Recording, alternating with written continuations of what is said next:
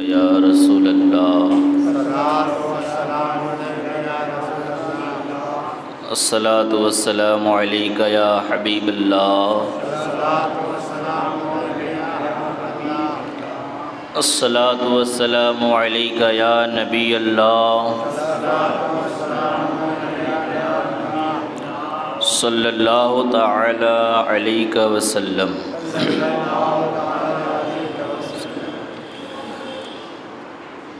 آمد مصطفیٰ صلی اللہ تعالی علیہ وسلم کی خوشی میں ذکر مصطفیٰ صلی اللہ تعالی علیہ وسلم کی یہ 7ویں مجلس ہے۔ اللہ تبارک و تعالی اسے اپنی بارگاہ میں قبول فرمائے اور ہم سب کے لیے نجات کا ذریعہ بنائے۔ نبی کریم صلی اللہ تعالی علیہ وسلم کا ذکر خیر کرنا یہ دنیا اور آخرت دونوں میں بھلائی ہی بھلائی ہے۔ حضور کے صدقے میں سب کچھ بنا ہے۔ حضور کے صدقے میں چاند و سورج کو روشنی ملی، پھولوں کو مہک ملی۔ امام عشق و محبت اعلیٰ حضرت فاضل بریلوی ارشاد فرماتے ہیں، انہی کی بو مایۂ سمن ہے، انہی کی بو مایۂ سمن ہے، انہی کا جلوہ چمن چمن ہے، انہی کا جلوہ چمن چمن ہے، انہی سے گلشن مہک رہے ہیں، انہی سے گلشن مہک رہے ہیں، انہی کی رنگت گلاب میں ہے، انہی کی رنگت گلاب میں ہے۔ یہ جو گلاب کا پھول آپ دیکھتے ہیں بڑا ہی خوبصورت آپ کو لگتا ہے، اس کی خوشبو سونگھتے ہیں تو آپ کا دل و دماغ معطر ہو جاتا ہے۔ یہ پھول جو ہے پسینے مصطفیٰ سے بنا ہوا ہے، یہ گلاب کا پھول پسینے مصطفیٰ سے بنا ہوا ہے۔ تو حضور کا جلوہ ہر چمن اور ہر طرف ہے۔ ہماری گفتگو یہاں تک پہنچی تھی کہ حضور اکرم صلی اللہ تعالی علیہ وسلم کے جو ظاہری معین و مددگار تھے ابو طالب اور عبد المطلب، ان کے بعد حضرت خدیجۃ الکبریٰ رضی اللہ تعالی عنہا کا بھی وصال ہو جاتا ہے۔ حضور اکرم کو اس کا بڑا صدمہ ہوتا ہے، یہاں تک کہ حضور اکرم صلی اللہ تعالی علیہ وسلم اس سال کا نام عام الحزن یعنی غم کا سال رکھ دیتے ہیں۔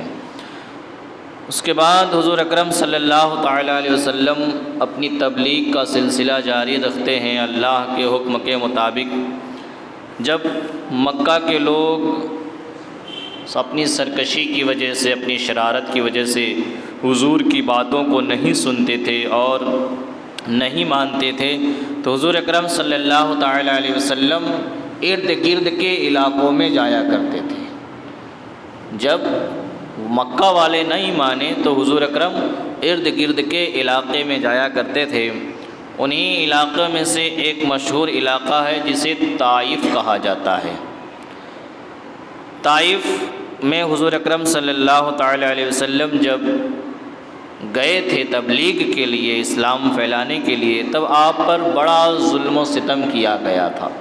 اسی کی داستان ہے اس کے اندر کہ مکہ والوں کے عناد اور سرکشی کو دیکھتے ہوئے جب حضور رحمت عالم صلی اللہ تعالی علیہ وسلم کو ان لوگوں سے ایمان لانے کی مایوسی نظر آئی تو حضور اکرم صلی اللہ تعالی علیہ وسلم نے تبلیغ اسلام کے لیے مکہ کے قرب و جوار کی بستیوں کا رخ کیا، مکہ کے ارد گرد کی بستی اور گاؤں کا رخ کیا۔ چنانچہ اس سلسلے میں آپ صلی اللہ تعالی علیہ وسلم نے طائف کا بھی سفر فرمایا اور وہاں پر بھی تبلیغ کے لیے گئے۔ لیکن اس سفر میں حضور رحمت عالم صلی اللہ تعالی علیہ وسلم کے غلام حضرت زید ابن حارثہ رضی اللہ تعالی عنہ بھی آپ کے ساتھ میں تھے۔ طائف کے تبلیغ میں، طائف کے سفر میں حضور اکرم صلی اللہ تعالیٰ علیہ وسلم کے غلام حضرت زید ابن حارثہ بھی ساتھ میں تھے۔ طائف میں بڑے بڑے امیر اور مالدار لوگ رہتے تھے۔ ان رئیسوں میں عمیر کا خاندان تمام قبیلوں کا سردار گنا جاتا تھا۔ طائف کے علاقے میں جو سب بڑے بڑے رئیس اور مالدار لوگ رہتے تھے، ان میں ایک عمیر کا خاندان تھا۔ وہ خاندان تمام قبیلوں اور خاندانوں میں سب سے اونچا شمار کیا جاتا تھا، اور یہ لوگ 3 بھائی تھے۔ عمیر کے خاندان میں کتنے؟ 3 بھائی تھے۔ ان میں سے ایک کا نام عبد یالیل، دوسرے کا نام مسعود اور تیسرے کا نام حبیب تھا۔ حضور اکرم صلی اللہ تعالی علیہ وسلم نے ان تینوں کے پاس تشریف لے جا کر کے اسلام کی دعوت دی، اسلام کی جانب بلایا، تو ان تینوں نے اسلام قبول نہیں کیا۔ ان تینوں نے اسلام قبول نہیں کیا، بلکہ انتہائی بیہودہ اور گستاخانہ جواب دیا، بڑا ہی گستاخی والا جواب دیا۔ اور ان بد نصیبوں نے اسی پر بس نہیں کیا کہ چلو الٹا جواب دے دیا، اسی سے کام چل گیا ہے، نہیں، بلکہ طائف کے شریر اور گنڈے لوگوں کو ابھار دیا، ان کو ابھارا، شریروں کو ابھارا، اور کہا کہ یہ لوگ حضور کے ساتھ برا سلوک کریں۔ حضور کے پیچھے لگا دیا برے لوگوں کو۔ چنانچہ لچو لفنگوں کا یہ شریر گروہ، شریروں کی ایک جماعت ہر طرف سے حضور اکرم صلی اللہ تعالی علیہ وسلم پر ٹوٹ پڑی، اور یہ شرارتوں کے مجسمے آپ پر پتھر برسانے لگے، یہاں تک کہ حضور اکرم صلی اللہ تعالی علیہ وسلم کے مقدس پاؤں زخموں سے لہو لہان ہو گئے۔ اتنا پتھر برسایا گیا کہ حضور کے جو پاؤں مبارک تھے وہ زخموں سے لہو لہان ہو گئے، اور حضور کے موزے اور نالین مبارک بھی خون سے بھر گئے۔ جب آپ زخموں سے بےتاب ہو کر بیٹھ جاتے تھے تو یہ ظالم انتہائی بے دردی کے ساتھ آپ کا بازو پکڑ کر اٹھاتے تھے۔ جب حضور مار کی تکلیف سے، زخموں کی تکلیف سے اگر بیٹھ جاتے تھے تو یہ شریر لوگ جو ہیں، شرارت کرنے والے، یہ سارے کے سارے حضور کا بازو پکڑ کر بے رحمی سے اٹھاتے تھے اور پھر چلنے کے لیے مجبور کرتے تھے۔ جب آپ چلنے لگتے تو پھر آپ پر پتھروں کی بارش کرتے، اور ساتھ ساتھ طعنہ زنی بھی کرتے تھے، گالیاں دیتے، تالیاں بجاتے، ہنسی اڑاتے تھے۔ اس طریقے کی تکلیف اٹھائی ہے ہمارے نبی صلی اللہ تعالی علیہ وسلم نے، جن کے قبضہ و اختیار میں اللہ نے زمین و آسمان کی کنجی عطا فرما دی تھی، وہ نبی اپنی امت کے لیے اتنی تکلیف اٹھا رہے ہیں، لیکن ہم اپنے نبی کے لیے کیا کر رہے ہیں؟ ہمارے نبی جس مقصد کے لیے آئے تھے، ہم اس میں 1% بھی سچے اور کھرے نہیں اترتے۔ آپ ذرا اندازہ لگائیے کہ حضور نے کتنی تکلیفیں اٹھائی اور کتنی مصیبتوں کو جھیلا ہے، تب جا کر کے اسلام ہم تک پہنچا ہے، اور صحابہ نے اسے امانت کے طور پر رکھ کر کے ہم تک پہنچایا ہے۔ تو ہمیں اس اسلام پر خوش ہونا چاہیے اور اسلامی احکامات پہ عمل کرنا چاہیے۔ ساتھ میں حضرت زید ابن حارثہ تھے، تو حضرت زید ابن حارثہ اپنی وفاداری کا ثبوت دیتے تھے۔ کس طریقے سے؟ حضرت زید ابن حارثہ دوڑ دوڑ کر حضور پر آنے والے پتھروں کو اپنے جسموں پر لیا کرتے تھے۔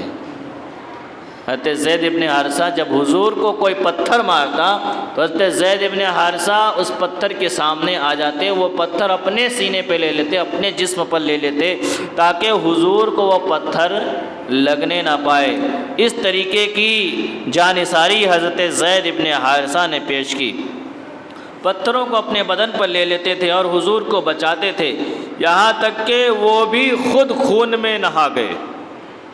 حضرت زید ابن حارثہ بھی خون میں نہا گئے اور زخموں سے نڈھال ہو کر بے قابو ہو گئے، یہاں تک کہ آخر آپ نے انگور کے ایک باغ میں پناہ لی۔ اتنی تکلیفیں پہنچائی، اتنی شرارت کی گنڈے لوگوں نے، اور پھر آخر کار حضور ایک باغ میں پہنچے۔ وہاں پر حضور اکرم صلی اللہ تعالی وسلم اور حضرت زید ابن حارثہ نے پناہ لی کہ وہاں تھوڑا سکون مل جائے۔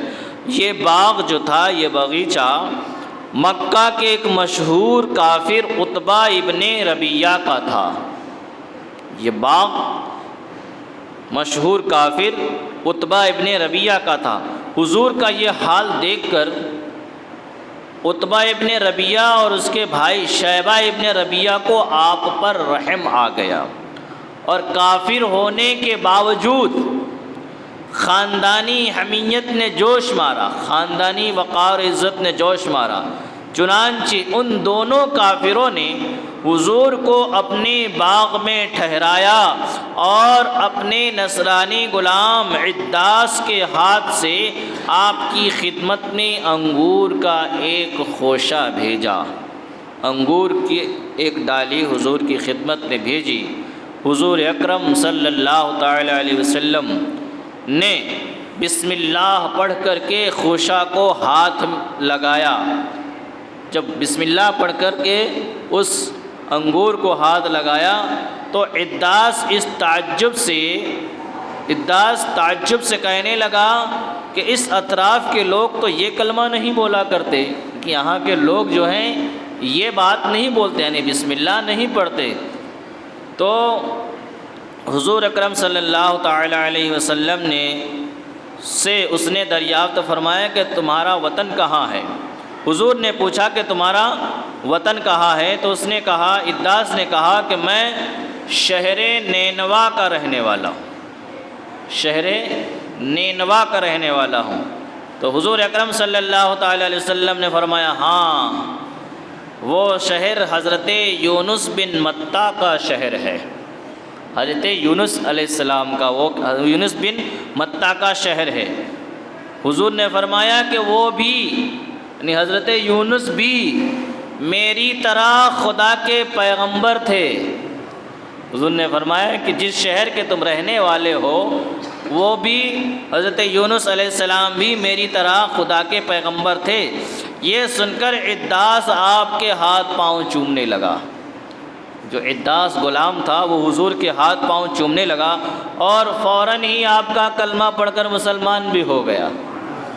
تو ایک اور مسلمان کا اضافہ ہو گیا حضور اکرم صلی اللہ تعالی وسلم کی خدمت میں جان نچھاور کرنے کے لیے۔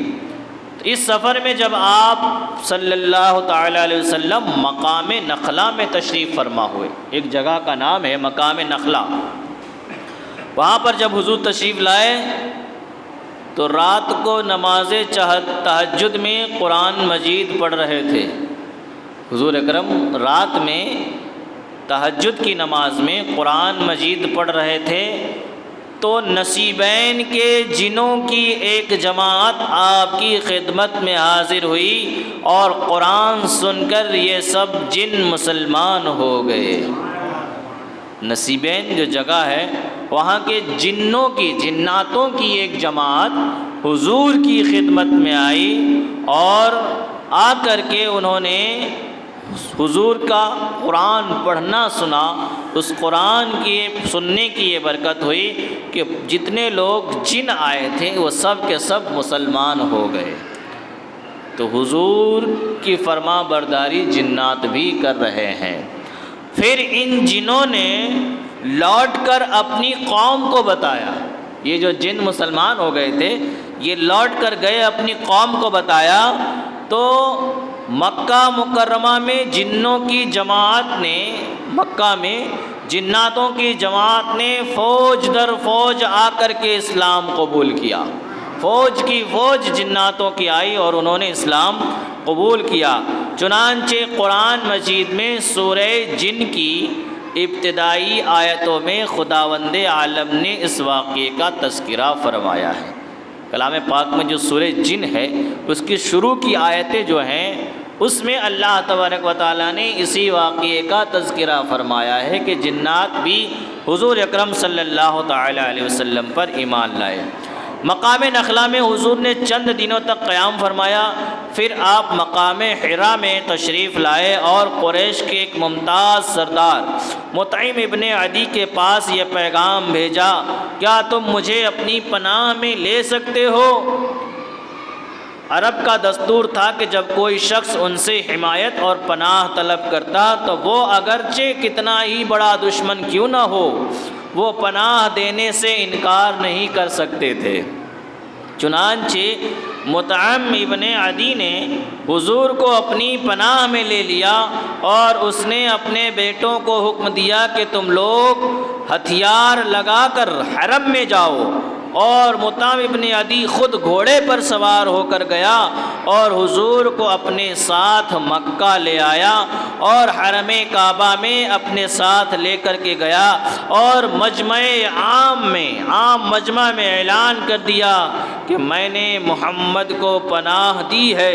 اس کے بعد حضور نے اطمینان کے ساتھ حجر اسود کو بوسہ دیا، کعبے کا طواف کر کے حرم میں نماز ادا کی، اور مطعم ابن عدی اور اس کے بیٹوں نے تلواروں کے سائے میں آپ کو آپ کے دولت خانے تک پہنچا دیا۔ کافر تو حضور کے اوپر ظلم و ستم کرتے تھے، بہت تکلیفیں دیتے تھے، تو حضور جب طائف گئے تھے تو طائف سے لوٹتے ہوئے حضور اکرم صلی اللہ علیہ وسلم مقام حرا مقام نخلا میں آپ نے قیام فرمایا، اور پھر جب مکہ آنے لگے تو حضور نے مطعم ابن عدی کے پاس یہ پیغام بھیجا تھا کہ کیا تم مجھے پناہ دے سکتے ہو؟ تو اس نے پناہ دی، حضور گئے ساتھ میں، اور مطعم ابن عدی نے اپنے بچوں سے کہا کہ تم حضور کے ارد گرد رہو۔ اس طریقے سے حضور کو شان و شوکت کے ساتھ وہ حرم میں لے گیا، حضور نے نماز پڑھی، طواف کیا، اور طواف کرنے کے بعد جب مجمع عام میں اس نے اعلان کر دیا کہ میں نے محمد کو پناہ دی ہے، کوئی دوسرا ان کو تکلیف پہنچانے کی کوشش نہ کرے، اور پھر اپنے بچوں کے ساتھ اس نے حضور کو تلوار کے سائے میں ان کے گھر تک پہنچا دیا۔ یہ حضور اکرم صلی اللہ تعالی علیہ وسلم مطعم ابن عدی کی پناہ میں آئے تھے۔ اس سفر کے مدتوں بعد، یہ جو طائف کا سفر ہوا تھا، اس سفر کی کئی مدتوں کے بعد ایک مرتبہ ام المومنین حضرت عائشہ نے حضور اقدس صلی اللہ تعالی علیہ وسلم سے پوچھا، یا رسول اللہ، کیا جنگ احد کے دن سے بھی زیادہ کوئی سخت دن آپ پر گزرا ہے؟ یا رسول اللہ، جنگ احد میں جو وقت گزرا تھا، جو دن گزرا تھا، بڑا سخت گزرا تھا، تو کیا یا رسول اللہ اس دن سے بھی خطرناک کوئی دن آپ پر گزرا ہے؟ آپ پر اس سے بھی زیادہ کوئی تکلیف پہنچی ہے؟ تو حضور نے ارشاد فرمایا کہ ہاں اے عائشہ، وہ دن میرے لیے جنگ احد سے بھی زیادہ سخت تھا جب میں نے طائف میں وہاں کے ایک سردار عبد یالیل کو اسلام کی دعوت دی، اس نے دعوت اسلام کو حقارت کے ساتھ ٹھکرا دیا اور اہل طائف نے مجھ پر پتھراؤ کیا۔ حضور یہ تکلیف بھول نہیں سکتے تھے، اتنی تکلیف پہنچائی تھی کہ حضور کو زخمی کر دیا، آپ کے غلام کو بھی زخمی کر دیا۔ تو حضور فرماتے کہ وہ جنگ احد سے بھی زیادہ سخت وقت میرے اوپر گزر چکا ہے، وہ وقت طائف کا سفر تھا۔ میں اس رنج و غم میں سر جھکائے ہوئے چل رہا تھا، حضور فرماتے یہاں تک کہ مقام قرنس ثعلب میں پہنچ کر میرے ہوش و حواس بجا ہوئے، وہاں پر مجھے ہوش آیا۔ وہاں پہنچ کر جب میں نے سر اٹھایا تو کیا دیکھتا ہوں کہ ایک بدلی مجھ پر سایہ کیے ہوئے ہے۔ حضور فرماتے ہیں جب میں مقام قرنس ثعلب میں پہنچا تو میں نے دیکھا کہ میرے ہوش ٹھکانے آئے ہیں اور اللہ کے فضل سے ایک بادل کا ٹکڑا میرے سر پر سایہ کیے ہوئے ہے۔ اس بادل میں حضرت جبریل علیہ السلام نے مجھے آواز دی اور کہا کہ اللہ تعالیٰ نے آپ کی قوم کا قول اور ان کا جواب سن لیا ہے۔ یا رسول اللہ، آپ نے جو ان کو کہا اور اس کے جواب میں جو آپ کی قوم نے آپ کو جواب دیا کہ ہم اسلام نہیں لائیں گے اور اس کے اوپر جو تکلیف پہنچائی، تو حضرت جبریل کہتے ہیں یا رسول اللہ، اللہ تعالیٰ سب کچھ جانتا ہے، جو کچھ آپ نے کہا اور جو کچھ آپ کی قوم نے جواب دیا، اور اب آپ کی خدمت میں پہاڑوں کا فرشتہ حاضر ہے یا رسول اللہ، آپ کی خدمت میں پہاڑوں کا فرشتہ حاضر ہے تاکہ وہ آپ کے حکم کی تعمیل کرے۔ یا رسول اللہ آپ حکم دیں تو ابھی وہ پہاڑوں کا فرشتہ پورے مکہ والوں کو زمین میں ملا دے۔ حضور اکرم صلی اللہ تعالیٰ علیہ وسلم کا بیان ہے کہ پہاڑوں کا فرشتہ مجھے سلام کر کے عرض کرنے لگا، یا رسول اللہ صلی اللہ تعالیٰ علیہ وسلم، اللہ تعالیٰ نے آپ کی قوم کا قول اور انہوں نے آپ کو جو جواب دیا ہے وہ سب کچھ سن لیا ہے، اور مجھ کو آپ کی خدمت میں بھیجا ہے تاکہ آپ مجھے جو چاہیں حکم دیں اور میں آپ کا حکم بجا لاؤں۔ اگر آپ چاہتے ہیں تو میں اشخبین یعنی ابو قبیس اور قعیقیان دونوں پہاڑوں کو ان کفار پر الٹ دوں گا۔ حضور آپ فرما دیں تو میں ان دونوں پہاڑوں کو ان کے اوپر الٹ دوں، تو آپ کہیں تو یا رسول اللہ میں الٹ دیتا ہوں۔ یہ سن کر حضور رحمت عالم نے جواب دیا، نہیں بلکہ میں امید کرتا ہوں کہ اللہ تعالیٰ ان کی نسلوں سے اپنے ایسے بندوں کو پیدا فرمائے گا جو صرف اللہ تعالیٰ ہی کی عبادت کریں گے اور شرک نہیں کریں گے، اس لیے میں اس کا حکم نہیں دیتا بلکہ میں انہیں معاف کر دیتا ہوں۔ گالیاں سن کر بھی حضور معاف کرتے تھے، تکلیف سہ کر بھی حضور معاف کرتے تھے۔ حضور نبی کریم صلی اللہ تعالیٰ علیہ وسلم کا طریقہ تھا کہ حج کے زمانے میں جب دور دور کے عربی قبائل مکے میں جمع ہوتے تھے، حج کے زمانے میں جب دور دور کے قبیلے مکے میں جمع ہوتے تھے تو حضور تمام قبیلوں میں دورہ فرما کر لوگوں کو اسلام کی دعوت دیتے تھے۔ اسی طرح عرب میں جا بجا بہت سے میلے لگتے تھے جن میں دور دراز کے قبائل عرب جمع ہوتے، ان میلوں میں بھی حضور اکرم صلی اللہ تعالیٰ علیہ وسلم تبلیغ اسلام کے لیے تشریف لے جاتے تھے۔ چنانچہ عکاظہ، مجنہ، ذو المجاز کے بڑے بڑے میلوں میں آپ نے قبائل عرب کے سامنے دعوت اسلام پیش فرمائی۔ عرب کے قبائل بنو عامر، محارب، فزارہ، غسان، مرہ، سلیم، عبس، نضر، کندہ، کلب، عزرا، ہزارمہ وغیرہ، ان سب مشہور قبائل کے سامنے آپ نے اسلام پیش فرمایا اور حضور تبلیغ فرماتے رہے، مگر آپ کا چچا جو تھا ابو لہب، وہ ہر جگہ آپ کے ساتھ آ جاتا اور بیچ میں ٹانگ اڑایا کرتا تھا۔ جب آپ کسی قبیلے کے سامنے واعظ فرماتے، تقریر فرماتے، تو ابو لہب چلا چلا کر یہ کہتا کہ یہ دین سے پھر گیا ہے، یہ جھوٹ کہہ رہا ہے۔ حضور کی بات میں دخل اندازی کرتا اور لوگوں کے ذہن کو منتشر کرتا تھا۔ قبیلے بنو زحل ابن شیبان کے پاس جب آپ حضور صلی اللہ علیہ وسلم تشریف لے گئے تو حضرت ابوبکر صدیق بھی آپ کے ساتھ تھے۔ اس قبیلے کا سردار مفروق آپ کی طرف متوجہ ہوا اور اس نے کہا، اے قریشی برادر، آپ لوگوں کے سامنے کون سا دین پیش کرتے ہیں؟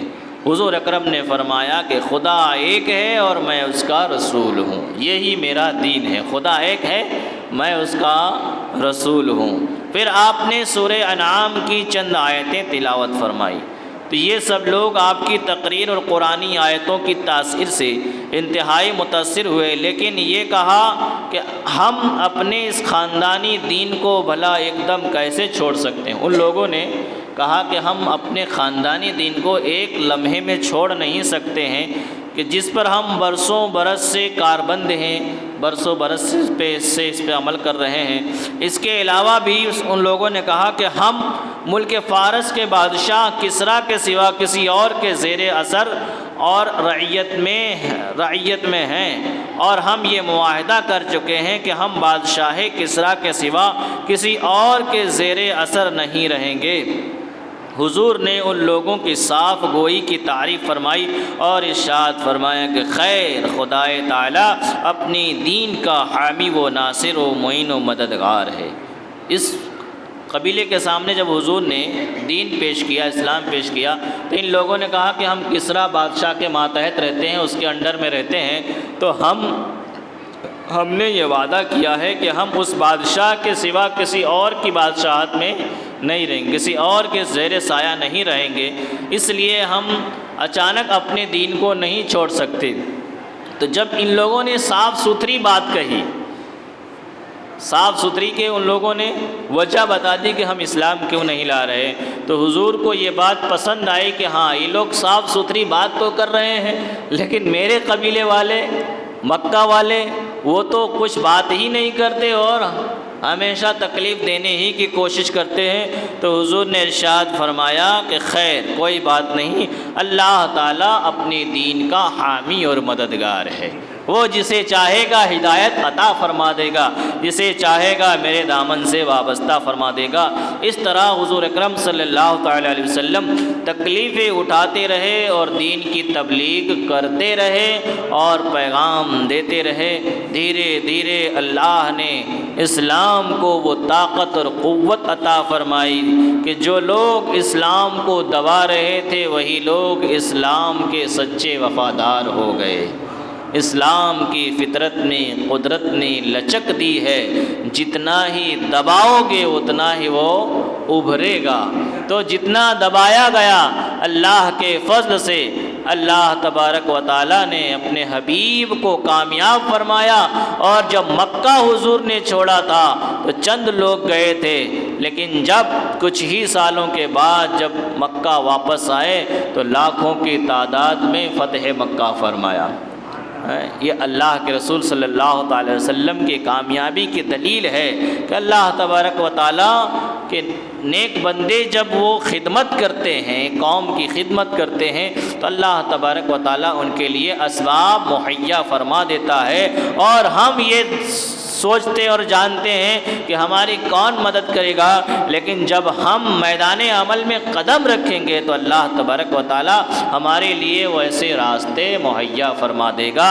کسی نے کیا خوب کہا ہے، میں اکیلا ہی چلا تھا جانب منزل، مگر لوگ آتے گئے اور قافلہ بنتا گیا، لوگ آتے گئے اور قافلہ بنتا گیا۔ حضور اکیلے چلے تھے لیکن تبلیغ اسلام کرتے رہے، اللہ کا پیغام پہنچاتے رہے، تو ایسا قافلہ بنا کہ وہ قافلہ حضور کے اوپر اپنی جان نچھاور کرنے کے لیے تیار رہتا تھا ہمیشہ۔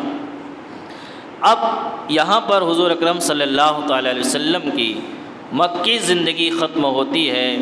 اب حضور اکرم صلی اللہ تعالی وسلم کو اللہ تبارک و تعالیٰ کا حکم آتا ہے کہ محبوب اب تمہیں یہاں سے ہجرت کرنا ہے، مدینہ جانا ہے۔ تو مدینہ کے تعلق سے تھوڑی سی گفتگو ہے، اس کے بعد حضور نے جو ہجرت فرمائی تھی وہ باتیں آئیں گی۔ حضور اکرم صلی اللہ تعالی علیہ وسلم جہاں پر آرام فرما ہے اسے ہم مدینہ شریف کہتے ہیں۔ ہم کیا کہتے ہیں؟ مدینہ شریف کہتے ہیں۔ مدینہ یہ عربی لفظ ہے، لیکن اس جگہ کا نام پہلے یثرب تھا۔ کیا تھا؟ یثرب۔ یثرب کا معنی ہوتا ہے بلاؤں کی، بیماریوں کی جگہ، اس لیے کہ وہاں جو بھی جاتا تھا بیمار ہو جاتا تھا، لیکن جب سے قدم رسول پڑے ہیں بیمار جائے تو شفا پا جائے، بیمار جائے تو شفا پا جائے۔ علامہ حسن رضا فرماتے ہیں جی کے مرتے ہیں جو ان کے در پہ جاتے ہیں حسن، مر کے جیتے ہیں جو ان کے در پہ جاتے ہیں حسن، مر کے جیتے ہیں جو ان کے در پہ جاتے ہیں حسن، مر کے جی کے مرتے ہیں جو آتے ہیں مدینہ چھوڑ کر۔ سمجھ میں آ گیا؟ مر کے جیتے ہیں جو ان کے در پہ جاتے ہیں حسن، اور مر کے جیتے ہیں، جی کے مرتے ہیں جو آتے ہیں مدینہ چھوڑ کر۔ جو وہابی دیوبندی ہیں یہ حج کرنے جاتے ہیں تو مدینہ نہیں جاتے، کہتے ہیں وہاں بیماری ہوتی ہے، وہاں بیماری ہوتی ہے، بیمار ہو جائیں گے۔ تو کہتے ہیں کہ ہمارا تو یہ عقیدہ ہے کہ ہم بیمار حالت میں جب وہاں جاتے ہیں تو اللہ تبارک و تعالیٰ اپنے نبی کے شہر کی برکت سے، اس کی فضاؤں کی برکت سے ہمیں شفا عطا فرما دیتا ہے۔ لیکن کچھ لوگ ایسے ہیں جو اچھے خاصے جاتے ہیں تو وہاں سے آ کر بیمار ہو جاتے ہیں، وہاں سے آ کر بیمار ہو جاتے ہیں، تو ان کے دل کا وہ مرض ہے، ان کے ذہن کا وہ مرض ہے۔ اعلیٰ حضرت فرماتے ہیں کہ ہم کو تو اپنے سائے میں آرام ہی سے لائے، ہیلے بہانے والوں کو یہ راہ ڈر کی ہے۔ ہیلے بہانہ کرنے والوں کے لیے یہ راستہ ڈر کا راستہ ہے، ہیلے بہانے والوں کو یہ راہ ڈر کی ہے۔ اور ہمارا تو یہ بھی عقیدہ ہے کہ طیبہ میں مر کے سیدھے چلے جاؤ آنکھ بند، سیدھی سڑک یہ شہر شفاعت نگر کی ہے، سیدھی سڑک یہ شہر شفاعت نگر کی ہے۔ ہمارا یہ عقیدہ ہے کہ ہمیں اگر حضور کے قدموں میں موت آ جائے تو سمجھو جتنی ہو قضا ایک ہی سجدے میں ادا ہو، جتنی ہو قضا ایک ہی سجدے میں ادا ہو۔ یہ تو جسے وہاں موت آ جائے وہ سمجھو وہ مقدر کا سکندر ہے، اس کی زندگی کامیاب ہے، اسے دنیا اور آخرت کی بھلائی مل گئی ہے۔ تو بہرحال جہاں پر حضور اکرم صلی اللہ علیہ وسلم آرام فرما ہے، جسے ہم مدینہ شریف کہتے ہیں، اس کا نام پہلے یثرب تھا۔ جب حضور نے اس شہر میں سکونت فرمائی اور حضور کے قدوم ناز وہاں تشریف فرما ہوئے تو یہ اس کا نام مدینۃ النبی ہو گیا۔ نبی کا اصل میں مدینہ کا معنی ہوتا ہے شہر، عربی لفظ ہے مدینہ مطلب شہر، تو مدینۃ النبی نبی کا شہر پڑ گیا۔ اور پھر یہ نام مختصر ہو کر یعنی اس میں اور کمی ہو گئی تو مدینہ ہو گیا، مدینہ مشہور ہو گیا۔ تاریخی حیثیت سے یہ بہت پرانا شہر ہے۔ حضور اکرم صلی اللہ علیہ وسلم نے جب اعلان نبوت فرمایا تو اس شہر میں عرب کے 2 قبیلے موجود تھے، اوس اور خزرج، اور کچھ یہودی بھی اس شہر میں رہا کرتے تھے۔ اوس و خزرج کفار مکہ کی طرح بت پرست اور یہودی اہل کتاب تھے۔ اوس و خزرج جو تھے یہ کفار مکہ جس طرح بتوں کی پوجا کرتے تھے اس طرح یہ قبیلے بھی بتوں کی پوجا کیا کرتے تھے، لیکن مدینے میں ساتھ میں یہودی بھی رہا کرتے تھے۔ اوس و خزرج پہلے تو بڑے اتفاق و اتحاد کے ساتھ مل جل کر سہتے تھے، مگر پھر عربوں کی فطرت کے مطابق ان دونوں قبیلوں میں بھی لڑائیاں شروع ہو گئیں، یہاں تک کہ آخری لڑائی جو تاریخ عرب میں جنگ بواس کے نام سے مشہور ہے، اس قدر ہولناک اور خونریز ہوئی کہ اس لڑائی میں اوس و خزرج کے تقریباً تمام نامور بہادر لڑ بھیڑ کر کٹ کر کے مر گئے، آپس میں لڑے اور آپس میں ہی ان کے بڑے بڑے بہادر چلے گئے۔ یہ دونوں قبیلے بے حد کمزور ہو گئے۔ یہودی اگرچہ تعداد میں بہت کم تھے، یہودی کی ایک خصوصیت ہوتی ہے یہودی نصرانی کی کہ یہ ڈائریکٹ حملہ نہیں کرتے، یہ ذہنوں کے اوپر حملہ کرتے ہیں، کلچر کے اوپر حملہ کرتے ہیں، کیریکٹر کے اوپر حملہ کرتے ہیں۔ تو یہ بھلے ہی تعداد میں کم تھے مگر چونکہ وہ تعلیم یافتہ تھے اس لیے اوس و خزرج ہمیشہ یہودیوں کی علمی برتری سے مرعوب اور ان کے زیر اثر رہتے تھے۔ اسلام قبول کر لینے کے بعد رسول رحمت صلی اللہ علیہ وسلم کی مقدس تعلیم و تربیت کی بدولت اوس و خزرج کے تمام اختلافات ختم ہو گئے اور یہ دونوں قبیلے شیر و شکر کی طرح مل جل کر رہنے لگے، دودھ اور شکر کی طرح مل جل کر کے رہنے لگے۔ اور چونکہ ان لوگوں نے اسلام اور مسلمانوں کی اپنے تن من دھن سے بے پناہ امداد اور نصرت کی، اس لیے حضور اکرم صلی اللہ تعالیٰ علیہ وسلم نے ان خوش بختوں کو انصار کے معزز لقب سے سرفراز فرما دیا۔ مدینہ والوں نے حضور کو اور حضور کے چاہنے والوں کو پناہ دی تھی، اس لیے حضور نے اس پورے علاقے کے لوگوں مسلمانوں کا نام انصار رکھ دیا۔ جو مکہ سے ہجرت کر کے آئے تھے وہ مہاجر اور جو مدینہ میں تھے وہ انصار، تو حضور نے ان کو انصار کے لقب سے سرفراز فرما دیا۔ اور قرآن کریم میں بھی ان جانصاران اسلام کی نصرت رسول امداد مسلمین پر ان خوش نصیبوں کی مدح و ثنا کا جا بجا خطبہ پڑھا ہے، اور ازروِ شریعت انصار کی محبت ان کی جناب میں حسن عقیدت تمام امت مسلمہ کے لیے لازم الایمان اور واجب العمل قرار پائی ہے۔ انصار سے محبت کرنا یہ قرآنی اعتبار سے، شرعی اعتبار سے لازم الایمان ہے۔ ایمان والا ہے تو اسے لازم ہے کہ انصار سے وہ محبت کرے، یعنی جو مسلمان ہیں انصار ان سے محبت کرے، کیونکہ یہ لوگوں نے حضور اکرم صلی اللہ علیہ وسلم کے جانثاروں کو پناہ دی تھی۔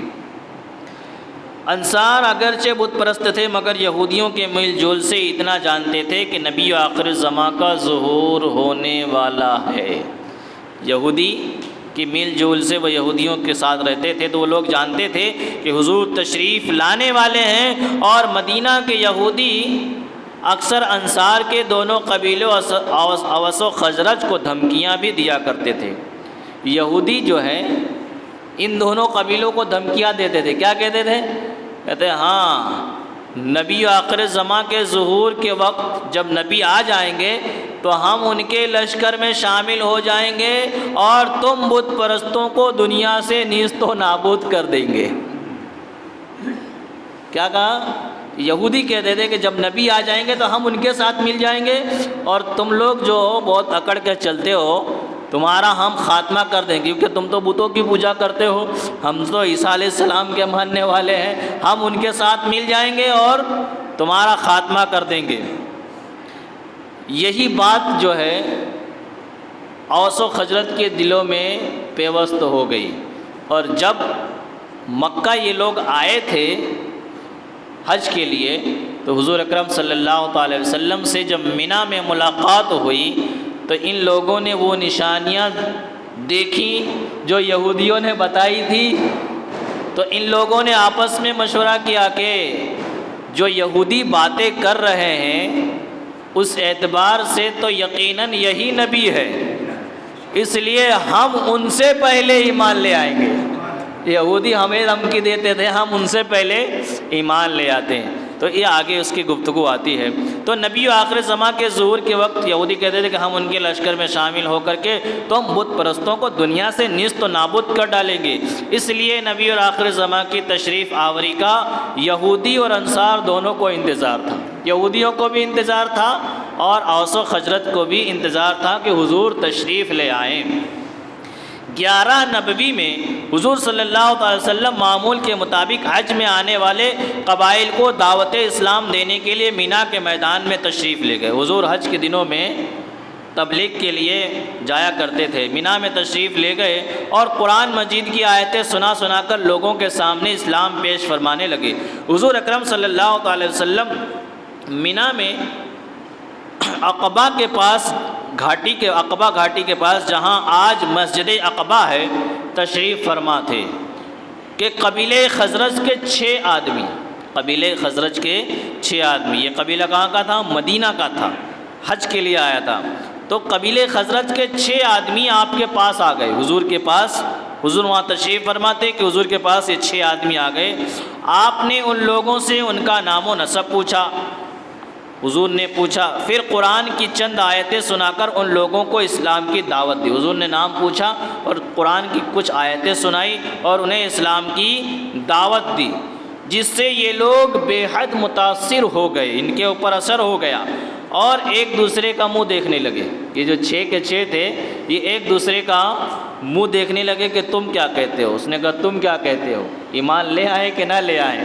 تو آپس میں یہ مشورہ ہوا اور کہنے لگے کہ یہودی جس نبی آخر زماں کی خوشخبری دے رہے ہیں یقیناً وہ نبی یہی ہیں، یہودی جس نبی کے بارے میں بتا رہے ہیں وہ نبی یقیناً یہی ہیں، لہٰذا کہیں ایسا نہ ہو کہ یہودی ہم سے پہلے اسلام کی دعوت قبول کر لیں۔ یہ کہہ کر 6 کے 6 مسلمان ہو گئے اور مدینہ جا کر اپنے خاندان والوں رشتہ داروں کو بھی اسلام کی دعوت دی۔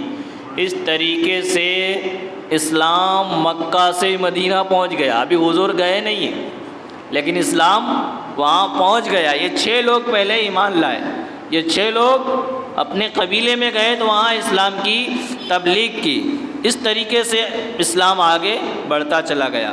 وہ خوش نصیب 6 لوگ کون تھے جو حضور کے اوپر سب سے پہلے ایمان لائے تھے اور مدینہ کے رہنے والے تھے؟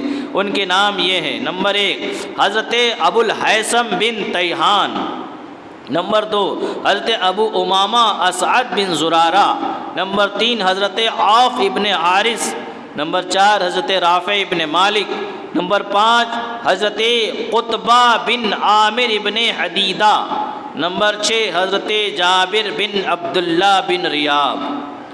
یہ 6 لوگ وہ خوش نصیب ہیں جو حضور اکرم صلی اللہ علیہ وسلم پر سب سے پہلے ایمان لے آئے۔ مدینہ کے رہنے والوں کی بات کرتا ہوں، مدینہ میں جو رہنے والے تھے وہ سب سے پہلے حضور پر ایمان لے آئے۔ دوسرے سال، ایک سال میں 6 لوگ ایمان لائے، اب دوسرے سال 12 نبوی میں حج کے موقع پر مدینہ کے 12 اشخاص مینا کی اسی گھاٹی میں چھپ کر کے اسلام قبول کر لیا۔ پہلے سال میں حضور نے 11 نبوی میں 6 لوگوں کو مسلمان بنایا، اور 12 نبوی میں 12 لوگوں نے آ کر کے حضور اکرم صلی اللہ علیہ وسلم کے پاس اسی جگہ پر مینا کی اسی گھاٹی میں مشرف باسلام ہو گئے اور حضور سے بیعت ہو گئے۔ تاریخ اسلام میں اسی بیعت کا نام بیعت عقبہ اولیٰ ہے۔ اس بیعت کا نام کیا ہے؟ بیعت عقبہ اولیٰ ہے، کیونکہ اس کے بعد بھی ایک بیعت ہوتی ہے، اس لیے اس کا نام کیا ہے؟ بیعت اولیٰ، بیعت عقبہ اولیٰ، اور اس کے بعد بھی ایک بیعت ہے، اس کا نام بیعت عقبہ ثانی۔ تو پہلے میں حضور نے تبلیغ کی تھی، 6 لوگ مسلمان ہو گئے تھے، دوسرے سال میں 12 لوگ مسلمان ہو گئے۔ ساتھ ہی ان لوگوں نے حضور سے یہ بھی درخواست کی کہ احکام اسلام کی تعلیم کے لیے یا رسول اللہ کوئی معلم بھی ان کے ساتھ کر دیا جائے۔ چنانچہ حضور نے حضرت مصعب ابن عمیر کو ان لوگوں کے ساتھ مدینہ بھیج دیا، ایک مبلغ بھی ساتھ میں حضور نے بھیج دیا یہاں سے، اور وہ مدینہ میں حضرت اسعد ابن زرارہ رضی اللہ تعالیٰ عنہ کے مکان پر ٹھہرے، حضرت اسعد ابن زرارہ کے گھر ٹھہرے رہے، اور انصار کے ایک ایک گھر میں جا کر کے اسلام کی تبلیغ کرنے لگے، اور روزانہ 1-2 نئے آدمی آغوش اسلام میں آنے لگے، روزانہ 1-2 اسلام میں داخل ہونے لگے، یہاں تک کہ رفتہ رفتہ دھیرے دھیرے مدینے سے قباء تک گھر گھر اسلام پھیل گیا، گھر گھر اسلام پھیل گیا۔ ابھی حضور گئے نہیں ہیں مدینہ، اس سے پہلے اسلام مدینہ میں پہنچ چکا تھا۔ یہ حضور اکرم صلی اللہ علیہ وسلم محنت اور کاوش کا نتیجہ تھا۔ قبیلہ اوس کے سردار حضرت سعد ابن معاذ بہت ہی بہادر اور با اثر شخص تھے۔ حضرت مصعب ابن عمیر نے جب ان کے سامنے اسلام کی دعوت پیش کی تو انہوں نے تو پہلے اسلام سے نفرت اور بیزاری ظاہر کی، مگر جب حضرت مصعب ابن عمیر نے ان کو قرآن مجید پڑھ کر سنایا تو ایک دم ان کا دل نرم ہو گیا اور اس قدر متاثر ہو گئے کہ سعادت ایمان سے سرفراز ہو گئے۔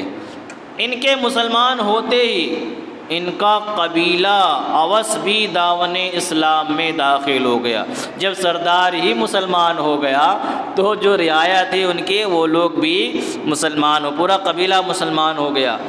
اس سال بقول مشہور، اسی سال 12 نبوی میں، یعنی 12 نبوی کا مطلب کیا ہوا؟ حضور کی عمر جب 52 سال کی تھی، حضور کی عمر کتنے سال کی؟ 52 سال کی۔ تو نبوی اس لیے کہا جاتا ہے کہ حضور نے 40 سال میں اعلان نبوت فرمایا، تو اسی اعتبار سے سال کو گنا جاتا ہے، پہلا نبوی سال، دوسرا نبوی سال، تیسرا نبوی سال۔ تو یہ ابھی جو آپ نے سنا ہے کون سا؟ 12واں نبوی سال۔ تو کیا پتہ چلا؟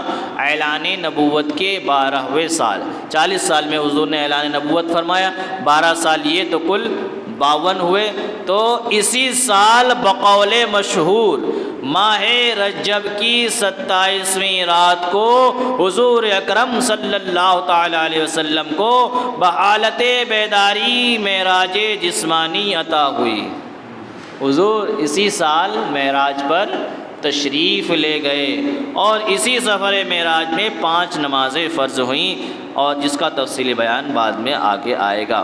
بہرحال تو اس طریقے سے اسلام پھیلتا چلا گیا، اور اللہ تبارک و تعالیٰ نے اپنے محبوب کے اپنے دین کو اور بڑھوتری عطا فرماتا گیا۔ یہ اسی سے ملتی جلتی بات، اس لیے بھی سماعت کر لیں۔ حضور اکرم صلی اللہ علیہ وسلم نے پہلے 11ویں نبوی میں 6 کو مسلمان کیا، 12ویں میں 12 کو مسلمان کیا، اب 13 ہجری میں کتنے لوگ مسلمان ہوتے ہیں؟ 72 لوگ، 72 لوگ مسلمان ہوتے ہیں۔ اس کے 1 سال بعد 13 نبوی میں حج کے موقع پر مدینہ کے تقریباً 72 شخصوں نے مینا کی اسی گھاٹی میں اپنے بت پرست ساتھیوں سے چھپ کر کے حضور کے دست حق پرست پر بیعت کی، اور یہ عہد کیا کہ ہم لوگ آپ کی اور اسلام کی حفاظت کے لیے اپنی جان قربان کر دیں گے۔ چھپ کر کے اسلام قبول کیا ہے، لیکن ایمان کتنا پکا؟ کہتے ہیں یا رسول اللہ ہم اسلام کے اوپر اپنی جان قربان کر دیں گے۔ اس موقع پر حضور کے چچا حضرت عباس بھی موجود تھے، جو ابھی تک مسلمان نہیں ہوئے تھے، تو انہوں نے مدینہ والوں سے کہا کہ دیکھو، محمد صلی اللہ تعالی وسلم اپنے خاندان بنو ہاشم میں ہر طرح محترم اور باعزت ہیں۔ ہم لوگوں نے دشمنوں کے مقابلے میں سینہ سپر ہو کر کے ہمیشہ ان کی حفاظت کی ہے، اب تم لوگ ان کو اپنے وطن لے جانے کے لیے خواہش مند ہو۔ مدینہ والوں نے کہا کہ آپ ہمارے ہاں چلے آئیے، مدینہ میں آ جائیے، ہم آپ کے اوپر جان قربان کریں گے۔ حضرت عباس نے کہا کہ دیکھو تم لوگ کہہ رہے ہو کہ مدینہ چلے جائیں، لیکن تمہیں ان کی حفاظت کرنی ہوگی۔ ہم ابھی ایمان نہیں لائے، پھر بھی ہم ان کی حفاظت کرتے ہیں، ان کی مدد کرتے ہیں، تو تم اپنے قول سے پھر نہ جانا کہ مدینہ پہنچ جائے پھر تم بھی انہیں ستانے لگو۔ تو حضرت عباس نے، جو اس وقت مسلمان نہیں ہوئے، تو انہوں نے کہا کہ سن لو، اگر مرتے دم تک، انہوں نے مدینہ والوں نے کہا کہ سن لو، اگر مرتے دم تک تم لوگ ان کا ساتھ دے سکو تو بہتر ہے، ورنہ ابھی سے کنارہ کش ہو جاؤ۔ حضرت عباس نے کہا مدینہ والوں سے کہ اگر تم مرتے دم تک ان کا ساتھ دے سکتے ہو تو ہی مدینہ لے جانا، ورنہ ابھی سے الگ ہو جاؤ، ان کو مدینہ لے ہی نہ جانا تاکہ ہم ان کی خود حفاظت کر لیں گے۔ تو یہ سن کر حضرت براء ابن عازب طیش میں آ کر کہنے لگے کہ ہم لوگ تلواروں کی گود میں پلے ہیں، ہم لوگ تلواروں کی گود میں پلے ہیں۔ حضرت براء ابن عازب اتنا کہنے ہی پائے تھے کہ حضرت ابو الہیثم نے بات کاٹتے ہوئے کہا یا رسول اللہ، ہم لوگوں کے یہودیوں سے پرانے تعلقات ہیں، ہمارے تعلقات یہودیوں سے پرانے ہیں مدینہ میں، اب ظاہر ہے کہ ہمارے مسلمان ہو جانے کے بعد یہ تعلقات ٹوٹ جائیں گے، ہمارے رشتے ختم ہو جائیں گے۔ یا رسول اللہ، کہیں ایسا نہ ہو کہ جب اللہ تعالیٰ آپ کو غلبہ عطا فرما دے اور آپ کا دین عروج پر ہو جائے، دین پھیل جائے، تو آپ ہم لوگوں کو چھوڑ کر اپنے وطن مکہ واپس چلے آئیں۔ یا رسول اللہ، کہیں ایسا نہ ہو کہ آپ کا دین جب پھیل جائے تو آپ ہمیں چھوڑ کر مکہ نہ آ جائیں۔ ہم تو آپ کو نہیں چھوڑیں گے، لیکن ہمیں ایسا لگتا ہے کہیں آپ چھوڑ کر کے نہ آ جائیں۔ تو حضور نے ارشاد فرمایا، مسکراتے ہوئے ارشاد فرمایا، وہ مسکراہٹ جس کے بارے میں امام عشق محبت فرماتے ہیں، جس کی تسکین سے روتے ہوئے ہنس پڑے، اس تبسم کی عادت پہ لاکھوں سلام، اس تبسم کی عادت پہ لاکھوں سلام۔ حضور نے مسکراتے ہوئے فرمایا، گویا کہ علم غیب مصطفیٰ تھا، حضور جانتے تھے کہ مجھے یہیں پہ رہنا ہے اور میرا وصال بھی یہیں پہ ہونے والا ہے۔ حضور نے فرمایا اور جواب دیا کہ تم لوگ اطمینان رکھو کہ تمہارا خون میرا خون ہے، اور یقین کرو میرا جینا مرنا تمہارے ساتھ ہے، میں تمہارا ہوں اور تم میرے ہو، تمہارا دشمن میرا دشمن، تمہارا دوست میرا دشمن میرا دوست ہے، تو اس لیے میں تمہیں چھوڑ کر جانے والا نہیں ہوں، تم لوگ گھبرانے کی ضرورت نہیں ہے۔ جب انصار یہ بیعت کر رہے تھے تو حضرت اسعد ابن زرارہ نے یا حضرت عباس ابن نضلہ نے کہا کہ میرے بھائیو، تم یہ جوش میں بیعت تو کر رہے ہو کہ ہم جان قربان کر دیں گے، یہ کر دیں گے، وہ کر دیں گے، کہ تمہیں معلوم بھی ہے کہ تم لوگ کس چیز پر بیعت کر رہے ہو، کس چیز پر حامی بھر رہے ہو؟ خوب سمجھ لو، یہ عرب و عجم کے ساتھ اعلان جنگ ہے۔ یہ شہادت گاہ الفت میں قدم رکھنا ہے۔ لوگ آسان سمجھتے ہیں مسلمان ہونا، تو یہ آسان نہ سمجھو، یہ ایک جنگ ہے جس میں تم قدم رکھ رہے ہو، کیونکہ جب تم مسلمان ہو جاؤ گے، ان کا ساتھ دو گے تو کفار مکہ تم سے جنگ کریں گے، تو جنگ کے لیے تم تیاری کرو۔ صرف جذباتی بات کرنے سے فائدہ نہیں ہوگا۔ تو انصار نے طیش میں آ کر کہا، نہایت ہی پرجوش لہجے میں کہا کہ ہاں، ہم لوگ اسی پر بیعت کر رہے ہیں اور ہم جان رہے ہیں ہمیں کہاں قدم رکھنا ہے۔ بیعت ہو جانے کے بعد آپ نے اس جماعت سے 12 آدمیوں کو سردار مقرر فرما دیا۔ حضور نے ان 72 لوگوں میں سے 12 لوگوں کو سردار مقرر فرمایا۔ ان میں 9 آدمی قبیلہ خزرج کے اور 3 شخص قبیلہ اوس کے تھے، جن کے مبارک نام یہ ہیں: حضرت ابو امامہ اسعد بن زرارہ، حضرت سعد ابن ربیع، حضرت عبداللہ ابن رواحہ، حضرت رافع ابن مالک، حضرت براء ابن معرور، عبداللہ ابن عمرو، سعد ابن عبادہ، منذر ابن عمر، عبادہ ابن صامت۔ یہ 9 آدمی قبیلہ خزرج کے ہیں۔ اسید ابن حضیر، سعد ابن خیثمہ، ابو الہیثم بن تیہان، یہ 3 شخص قبیلہ اوس کے ہیں۔ ان 12 لوگوں کو اللہ کے رسول صلی اللہ علیہ وسلم نے سردار مقرر کر دیا کہ یہ لوگ جو فیصلہ کریں گے مدینے میں، تمہیں اسی اعتبار سے چلنا ہے، اپنی مرضی سے کوئی فیصلہ نہ کرنا اور تبلیغ کرتے رہنا۔ اس کے بعد یہ تمام حضرات اپنے اپنے ڈیروں پر چلے گئے، لیکن صبح میں جب قریش کو اس کی اطلاع پہنچی کہ مدینہ کے کچھ لوگ ایمان لے آئے ہیں حضور پر، تو وہ آگ بگولا ہو گئے، اور ان لوگوں نے ڈانٹ کر مدینہ والوں سے پوچھا، کیا تم لوگوں نے ہمارے ساتھ جنگ کرنے پر محمد صلی اللہ علیہ وسلم سے بیعت کر لی ہے؟ انصار کے کچھ ساتھیوں نے جو مسلمان نہیں ہوئے تھے، انصار میں سے جو کچھ لوگ مسلمان نہیں ہوئے تھے، ان لوگوں نے کہا ہمیں اس کے بارے میں کچھ معلوم نہیں ہے، تم کس کی بات کرتے ہو؟ کیونکہ انہیں بھی خود معلوم نہیں تھا کہ